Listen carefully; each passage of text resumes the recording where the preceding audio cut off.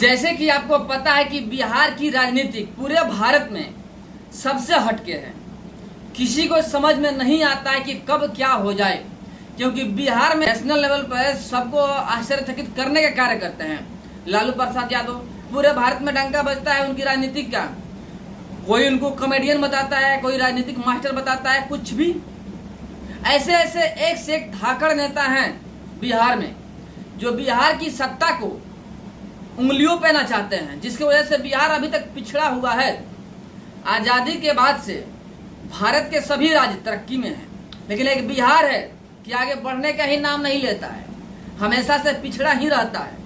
क्योंकि यहाँ पे घर घर में नेता पैदा होते हैं, राजनीतिक गलियारों में तहलका मचा होता है। बिहार की राजनीतिक गलियारों में आपको बता दें हम कि 2025 की जो विधानसभा चुनाव है बिहार की, उसमें ज्यादा समय नहीं है।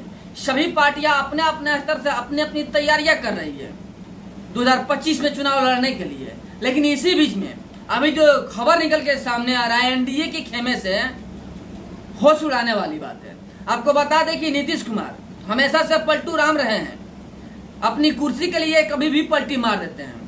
कहते हैं पलटी नहीं मारेंगे, फिर भी पलटी मार देते हैं। अभी एनडीए के साथ मिलकर बिहार में सरकार है नीतीश कुमार का, इसके पहले तेजस्वी यादव के साथ में था।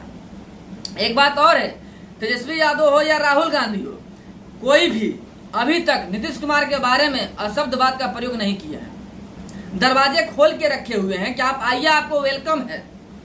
तेजस्वी यादव हमेशा कहते हैं चाचा जी आ जाइए।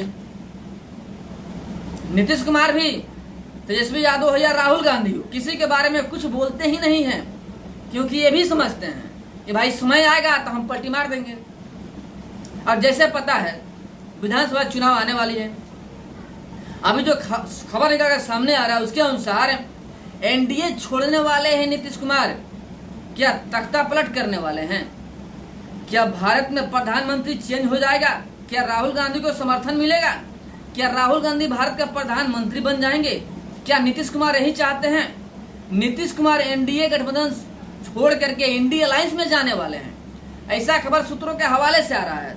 लेकिन हमारी सोच जहां तक है, हम जहां तक जानते हैं, अगर नीतीश कुमार एनडीए छोड़ के भी चले जाते हैं, जितना हमको जानकारी है उसके अनुसार आपको बता दे, तो घंटा फर्क नहीं पड़ता है बीजेपी को, एनडीए सरकार को। कोई सरकार वकार चेंज होने वाला नहीं है। प्रधानमंत्री नरेंद्र मोदी इसके पहले थे, अभी हैं और रहेंगे ही। कुछ भी कर लीजिए, नीतीश कुमार इधर रहे या उधर रहे, कोई वैल्यूएशन नहीं है। नीतीश कुमार हट भी जाएंगे ना, छोड़ भी देंगे एनडीए, तब भी बीजेपी की सत्ता नहीं गिरेगी। बीजेपी पूरी मजबूती के साथ में बनी रहेगी और प्रधानमंत्री पीएम नरेंद्र मोदी ही रहेंगे। जो लोग ये सोच रहे होंगे ना कि नीतीश कुमार के जाने से एनडीए टूट जाएगा, बिखर जाएगा, तो उनकी सोच गलत है। एनडीए ना तो टूटेगा ना ही बिखरेगा, और मजबूत और सशक्त हो जाएगा अगर नीतीश कुमार चले जाते हैं तो। लेकिन I am sure Nitish Kumar, देखिए दल बदलू नेता है इसलिए श्योर तो नहीं ही कह सकते हैं, नीतीश कुमार जा भी सकते हैं, कोई मतलब नहीं है। विधानसभा चुनाव के पूर्व एनडीए गठबंधन छोड़ भी सकते हैं। लेकिन एक बात और तय है कि अगर एनडीए गठबंधन छोड़ते हैं नीतीश कुमार, तो उनका अस्तित्व खत्म, हमेशा हमेशा के लिए अस्तित्व खत्म हो जाएगा। नीतीश कुमार के एक भी एमएलए का सीट उनको नहीं मिलेगा। अब बीजेपी छप्पड़ फाड़ के निकलेगा बिहार से, लिख के रख लीजिए, क्योंकि 2025 के चुनाव में बीजेपी पूर्ण बहुमत से बिहार में सरकार बनाने वाली है। 110% गारंटी है, 110%, लिख के रख लीजिए। और नीतीश कुमार भी छोड़ भी देंगे पार्टी, तो एनडीए सरकार गिरने नहीं जा रही है। पूरी मजबूती के साथ में पीएम नरेंद्र मोदी बने रहेंगे पीएम।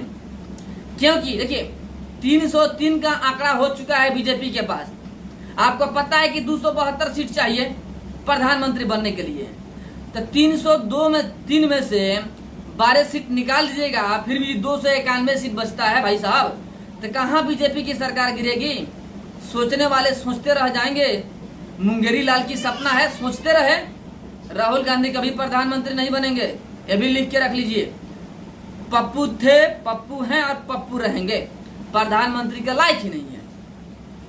क्योंकि ये लोग धर्म को बांटने का कार्य करते हैं, जाति को लड़ाने का कार्य करते हैं, लेकिन बीजेपी सबकी साथ सबकी विकास की बात करती है, कभी जातियों में बांटने का कार्य नहीं करती है। हम क्यों कह रहे हैं जाति बांटने का? देखिए, जातीय जनगणना बिहार में करवाया गया, पूरा भारत में करवाने का षड्यंत्र रचा जा रहा है, क्योंकि लोगों को बांटा जा सके, जातियों में लोगों को फंसाया जा सके। लेकिन बीजेपी इसकी विरोध करती थी, करती है और करती रहेगी। जातीय जनगणना क्यों? हजारों करोड़ रुपया खर्च करने की क्या जरूरत है? जितना पैसा जातीय जनगणना में खर्च करेंगे उतना पब्लिक के हित में कार्य करें तो लोगों की